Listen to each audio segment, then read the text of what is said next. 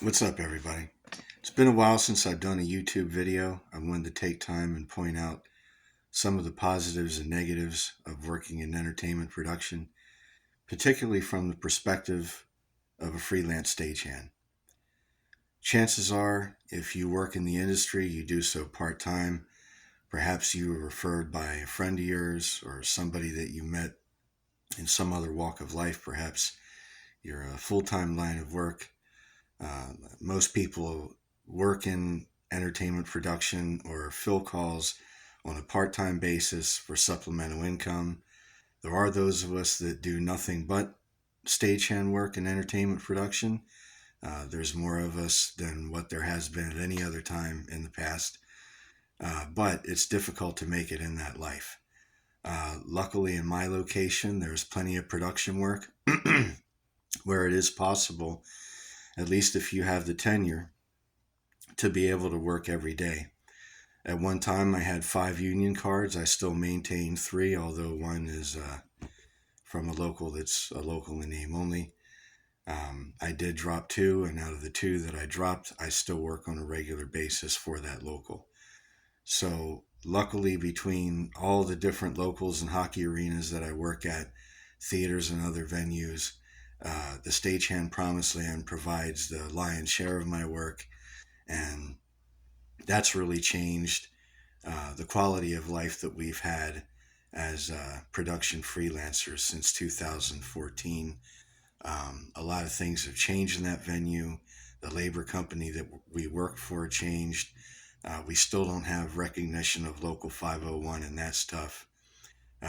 But I've learned that even though it's difficult in the industry to get by without being somehow affected by the politics of it, it's very political. A lot of these unions are quintessential good old boy clubs, and it can be difficult finding your footing, especially for women or people that really don't have an in otherwise. And I'm very proud of the way that I've been able to not navigate my career, in addition to pull up my wife and son behind me. And if it weren't for the failure of effectively chartering 501 and having it work like every other local, I'd be in a very good place. And so would they. But I don't want to get too much into personal stuff. I've done that in the past if you want to check out previous videos. But I do want to go over some of the positives and negatives of working as a freelancer in production. The positives are you get to see some of the greatest shows on tour, and the experiences that you have both, during those shows, during the show breaks with some of your union brothers and sisters, the experiences that you have in the different towns that you're working in, just the whole vibe and culture of that lifestyle is something that I enjoy very much. I enjoy the freedom of being able to decide where I want to work. Um, I like to say that, one of the benefits of freelance production is you get to choose to deal with a different set of assholes every day. Not the same people all the time. Not even the same job or the same thing all the time. You can be working the show at a hockey arena one day, working at an outside arena perhaps the next, working in the theater the next, working in a convention center for some corporate gig the next. There's quite a diversity of events and shows that you can be working as a freelance stagehand. Most people that do this for a living, it requires lots of travel, long days, whether you're there at the venue working the whole time or whether you're spending time waiting for the loadout. There's expenses involved in being a freelancer. You got to pay for, fuel. Most people don't stay in hotels, although if they do, they try to pitch together with others. I was never real big on that. Luckily, I have a van for overnight stays. I always take it to Music Fest and the fairs, and I stay for days on end. Usually, a buddy of mine is lucky enough to let me stay a day or two at his place so I can at least take a shower and get clean. But, the freelance stagehand life is very much a gypsy lifestyle. I always have an overnight bag in my car because I never know if I'm going to end up spending the night somewhere. If, loadout goes a little longer than anticipated and it doesn't really make sense for me to go home. Or in a lot of cases, there's back-to-back events out of town where it's just better to, crash in a van in the parking lot and, get back at it the next day. And therefore, because we do work such long hours, a lot of times, including shows and including travel from, town to town, that's maybe within an hour or two within the home base, but it's still a lot of lack of sleep, a lot of sacrificing, personal events like people's weddings and funerals and all that sort of thing, because when you freelance, you need to take it while it's there. And a lot of times, for the people that don't get enough work to sustain themselves, they need to apply for unemployment when the work goes stale. So, in order to do that, they can't reject the work that's available, type thing. But I love the lifestyle. I love, music and shows. So it's like the greatest job on earth for me. I've had a lot of great memories there, as I keep saying. Um, it's better than any other job I've ever had. And I didn't really see it as a job. Even after I did it full time for a living, I didn't see it as a job until I was subjected to the politics that, currently mitigate my perseverance and, my lack of options to do anything about it, even though we chartered and formed a local, although it's a local in name only, because the Philadelphia leadership that helped launch it was more interested in marching with pink pussy hats than looking out for, those of us in the area that were looking to unionize and bring everybody from multiple locals together in order to function like a union, like, we do everywhere else. And it's a shame because so many venues, I'm not aware of any venue, well, maybe a couple dinner theaters or venues that small, but there are very few bigger venues that function without union labor, whether there's a union contract or not. It's just incredibly rare that they don't utilize union labor, and oftentimes they do so without, paying any assessments to the local or the international. Almost every local has at least one union brother that owns a production company. Some of them have multiple, and almost none of them have contracts with the local. There's one that I'm aware of that does, and that's mighty righteous of them. But there's even a few that rumor has that they told the local, "Hey, do you want my guys to pay an assessment when they work in your jurisdiction?" Because the one BA went after those of us freelancers that worked for other smaller non-union production companies within that area, and he had the balls to ask us for an assessment from that money. And I just think that that was the most unrighteous thing, because why that rule exists is if you're trying to unionize a place, it undercuts the locals' efforts if you're going to work for non-union production companies within that venue. However, there was no effort to unionize that particular venue. In fact, they purposely left it alone because two of our union brothers get a lot of their production business from that venue. And, they didn't want the union interrupting with that, so they left it alone. But yet they went after freelancers that worked outside of the local, which at the time there were very few of us, maybe a small handful. I'd be surprised if there were 6 or 7. But my home local was the only local that ever had an issue with, people working elsewhere. And that's because out of all the locals, at least at the time, out of the cardholders, they were the ones that, were the most part-time. Nobody really did it for a living.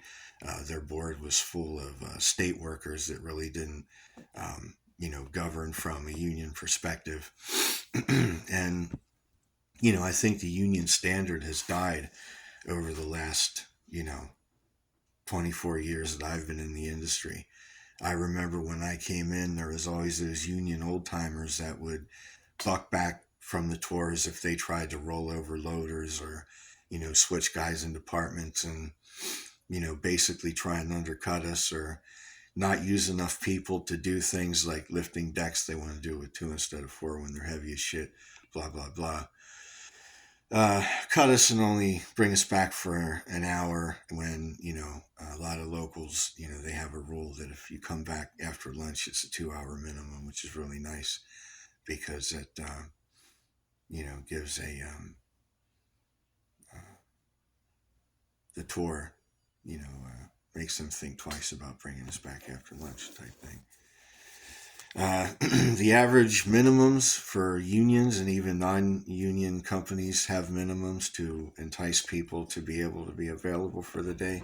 Not too many people would bother taking off or becoming available or become available for a job that only took 2.5 hours.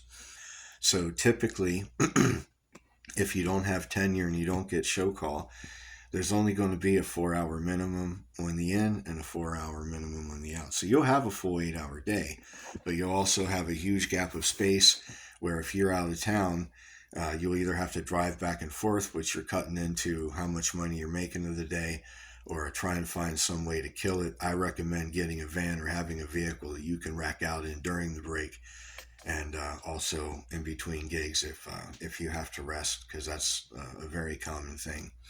Um, let's see, there's you don't kill yourself on calls. There's a lot of standby. Not everything can go up at once. Uh, you know, there's my mind's going blank. But let me get into some of the negatives, okay? When you work in entertainment production, you're dealing with people of various statuses of employment. So you're going to get a mixed bag no matter what. There's going to be a lot of people that would have a hard time working a full-time job elsewhere, whether it be their attitude, whether it be their addictions, or uh, other holdups or withdrawals or whatever have you. And it can be frustrating to work with people that are only there for the income, and they see the veterans stepping back, the seniors stepping back, and they think that they can do that too, and they don't step it up. They don't step forward and step it up a notch, and pay their dues and prove their worth. In my day, you had to do that. You had to step up and prove your worth if you wanted a union card. Now they hand them out like candy, but that can be a withdrawal of working in the industry, as you're constantly dealing with new people that don't really know what they're doing. They have various levels of buy-in in the industry. Some of them could give a shit. Others, they know what they're doing, and they're righteous with their work. It's their life.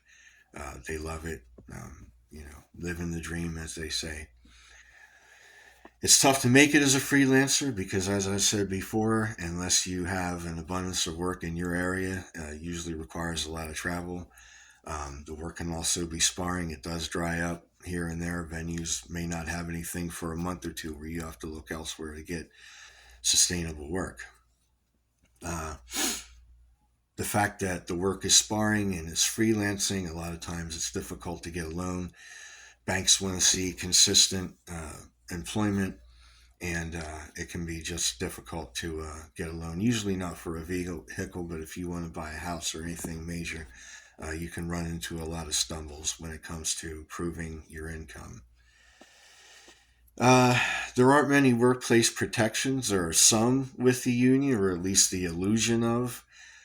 A lot of the unions won't bother protecting the individual worker because they're concerned about the contract the next go around. And in my opinion, our industry union is very weak. Last year, or maybe it was earlier this year, we did the local 75th anniversary for a local IEBW. And that is a real union. They have an abundance of funds where, the 75th anniversary was just very impressive.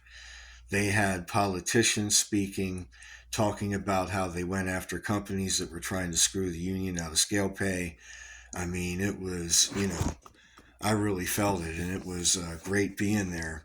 But in our industry, the union's very weak, especially at the local level. It seems like we approach the negotiation table from the position of beggars just lucky to have a job. When, in my opinion, there's a lot of, decent reasons to justify why we deserve the income that we get paid. As a matter of fact, not only do we deserve more because of the exuberant amount of income that promoters and a lot of these companies in the industry are raking in post COVID, we're only getting a fraction of that.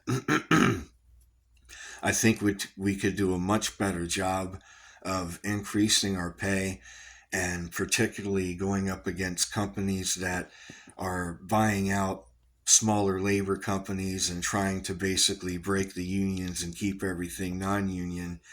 And I think if a lot of locals don't wise up and band together and the international doesn't become more efficient, we're going to see even less union labor. There was a local venue on a state college that recently went non-union, and a lot of people feel that it's going to be a domino effect if other venues see that they can survive non-union. There's already a lot of smaller venues that take advantage of union labor, as I mentioned before, and I think it would be difficult to unionize a lot of those venues at this point because they're so used to operating without having a union contract. I don't want to get too much deeper into that. I think that would be better to save for a farther episode.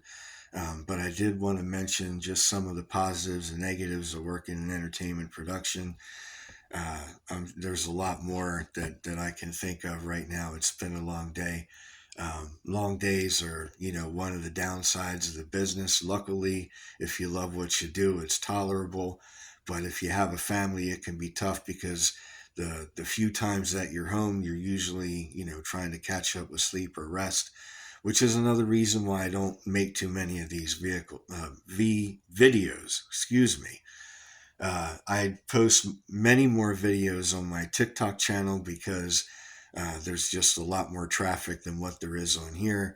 I can also make them short and sweet and get artistic about it, and that's really cool. But you can check out my other work, photos, some videos on Instagram and TikTok.